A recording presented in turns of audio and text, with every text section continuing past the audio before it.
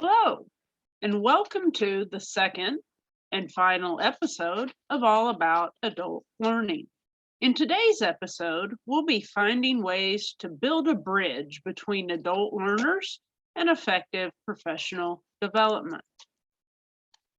No, not that kind of bridge. Although, as teachers, we've often been to professional developments that felt like we were on the Tacoma Narrows Bridge, shaky, unstable, and ready to collapse at any given moment in time. But it doesn't have to be that way. So maybe instead of a bridge, we should talk about building a pathway.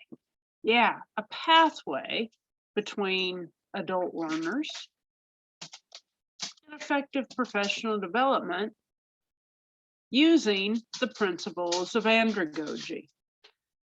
So, what are some of the characteristics of adult learners? Well, they're intrinsically motivated, self-driven. That's good, right? That means they're easier to teach.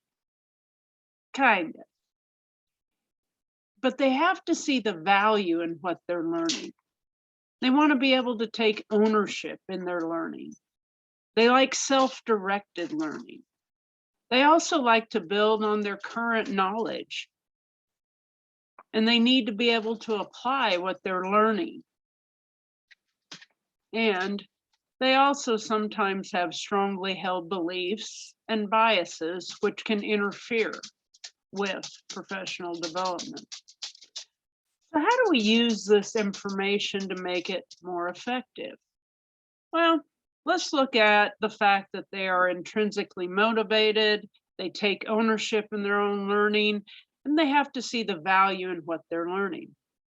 One thing we could do to make professional development more effective is survey the faculty and offer options. Instead of somebody making the decision to have a professional development at the beginning of a semester, a blanket professional development for everyone, we could offer them some options and people could choose what they wanted to learn. And then we could give them time to collaborate with each other about what they learned and make the professional development ongoing. The one-time sit and get professional developments, those one and done, they're just that. They're once and then they kind of forget about it and don't continue the process. They also need to apply what they learn and they like to build on the current knowledge they already have. So when designing professional development, have them spend time modifying current lesson plans or developing new ones. Let them make things they can take back and use in their classroom, and then make adjustments to that as necessary.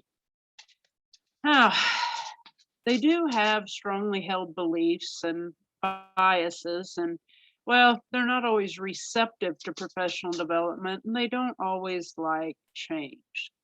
So how do we combat this one? Well, we give them support for one. A lot of times we like to do what we've always done because, well, it's comfortable and change is scary and hard. And it also helps if we can collaborate with other teachers because that will build trusting relationships and maybe give us the confidence to go out and try something new.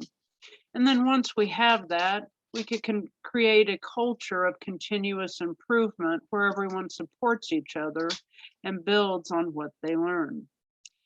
So with this approach, maybe faculty will look at professional development as less of a have to and maybe more of a want to.